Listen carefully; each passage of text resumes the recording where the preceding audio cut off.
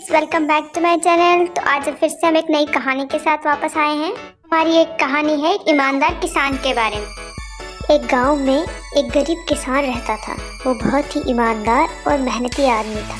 वह अपने छोटे से खेत में काम करता और बहुत ही खुश रहता था। पूरे गांव में किसान की ईमानदारी के बहुत ही चर्चा थे। उसका एक दोस्त था जो उस गांव के राजा के यहाँ सिपाही का काम करता था। तो किसान से उसके घर रोज मिलने जाता था। एक बार राजा ने अपने दरबार में एक ऐलान किया कि उसके बगीचे में काम करने वाला एक अच्छा सा कारीगर चाहिए जो उसके बगीचे के पेड़ पौधे और फूलों का ध्यान रख सके। राजा का ये ऐलान सुनकर किसान के दो सिपाही ने सोचा कि यही मौका है कि किसान से मित्रता निभाने की मैं उसे ये बगीचे में काम पर लगवा देता हूँ। उसका व मेरा साथ भी रहेगा और एक किसान का भला भी हो जाएगा। ये सोचकर उसने राजा से कहा कि महाराज, मैं आपके लिए एक ऐसे आदमी को लेकर आऊँगा जो यह काम अच्छे से कर लेगा। तभी राजा ने उस सिपाही को आदेश दिया कि जाओ, कल से ही बगीचे में काम करने के लिए कह दो। उसी वक्त वह सिपाही अपने दोस्त किसान के पास पहुँच गया और उसने किसान को बगीचे की काम की सारी बात बता दी और किसान ने भी काम करने के लिए खुशी खुशी हाँ कर दी।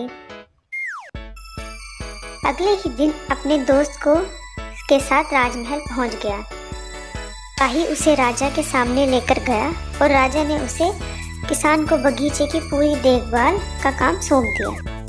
राजा ने कहा कि तुम अगर पूरी ईमानदारी के साथ काम करोगे तो तुम्हें 50 सोने की मुद्राएं हर महीने दूंगा। और किसान खुशी खुशी बगीचे में काम करने के लिए हाँ कर देता है और उसी वक्त बगीचे में काम करने लगा।